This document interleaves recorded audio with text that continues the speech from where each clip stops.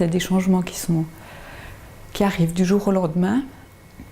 On a un diagnostic, votre vie elle change en 2 heures, quoi. Du moment qu'il est posé, vous vous retrouvez dans un espèce de tourbillon. Vous n'avez plus prise sur rien. Donc pour nous, c'est difficile à gérer. Et puis il faut expliquer aussi à l'enfant.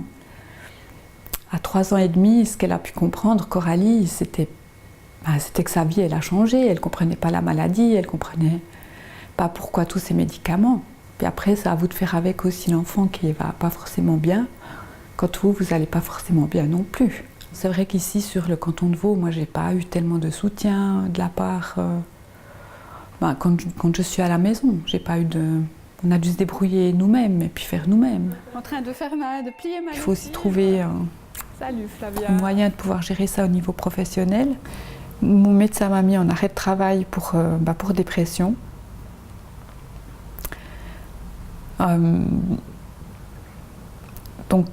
Et puis après, j'ai repris un petit peu à 10%, 20%, 30%.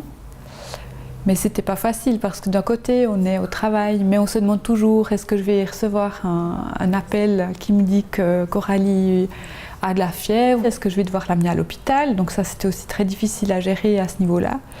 Et puis il y a aussi l'assurance perte de gain qui entre en ligne de compte, qui compense le salaire, mais qui demande aussi des comptes et qui ne sont pas forcément très bienveillants ou qui peuvent être plus ou moins bienveillants par rapport à des situations comme ça. Donc là aussi, c'est un peu un combat. Moi je pense que c'est pas normal, on est quand même en Suisse. C'est pas normal de laisser des parents dans ces situations-là qui doivent gérer ça tout seuls, quoi. Je me serais passée d'avoir un inspecteur de l'assurance perte de gain qui vient à la maison me poser des questions.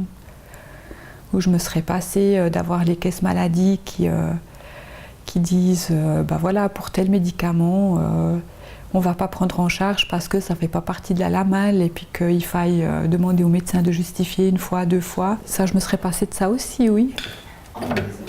Je pense que les parents, ils ont leur rôle à jouer. On ne peut pas ne pas s'occuper de son enfant, ne serait-ce que parce qu'on doit s'occuper de son enfant. Mais c'est vrai qu'il y a des situations auxquelles on est confronté où ça va peut-être au-delà de ce qu'on devrait prendre en charge en tant que parent. Puis en même temps, est-ce qu'on peut pas la laisser tomber non plus?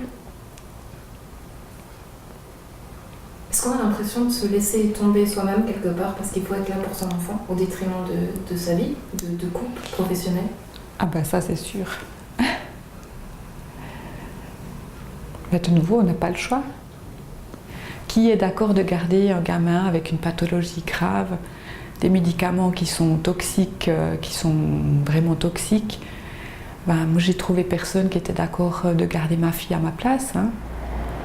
J'imagine que pour vous, c'est une victoire de voir votre fille qui revient de l'école. Le premier jour, elle est partie, elle a recommencé l'école, oui, c'était très émouvant de la voir avec son petit cartable sur le dos, toute fiérotte. En plus, elle a voulu aller toute seule, comme une grande, donc oui, c'était une sacrée victoire. Après une année à la maison, tu viens?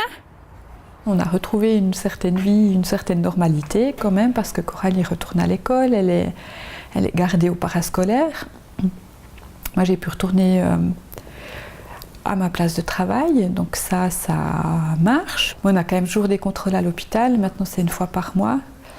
Mais ces rendez-vous, c'est pas forcément des rendez-vous où on peut choisir le moment qui nous convient. Des fois, c'est comme ça, il faut aller tel jour à l'hôpital.